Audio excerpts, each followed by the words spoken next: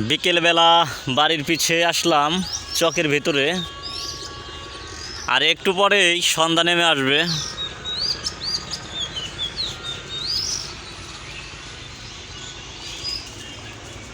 আমি প্রায় প্রতিদিনই চকে আসি, বিশেষ করে বিকেলবেলা।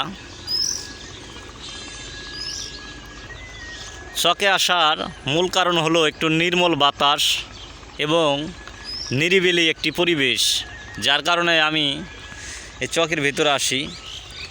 আর আরেকটি গুরুত্বপূর্ণ বিষয় হলো এই যে সবুজের সমারোহ।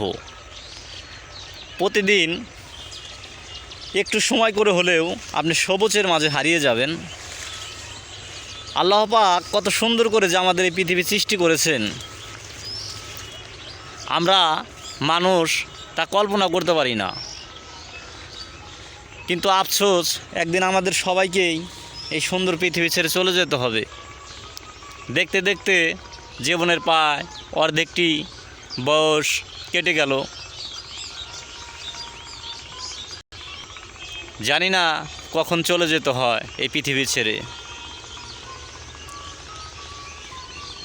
যাওয়ার আগে একটি কথাই বলবো আল্লাহ পাকের কাছে, হে আল্লাহ, আমাদের সমস্ত গুনাহগুলি আপনি মাফ করে দিন। আমরা আপনার অবুঝ বান্দা, আমাদের ওই রকম জ্ঞান নাই ভিতরে। আপনি আমাদের মাফ করে দেন, আমাদের আলোর পথ দেখান। দু একটি পাখি নেড়ে ফিরছে, পাখির কিচিরমিচির শব্দ দেখতে পাচ্ছি। এই যে আমাদের যে বাঁশবাগান আছে, এই বাঁশবাগানে অনেক পাখি থাকে, অনেক পাখি থাকে। আসলে আমি পাখি ওই রকম তাড়াই না এবং কখনো কোনো বাসা ভাঙি না পাখির,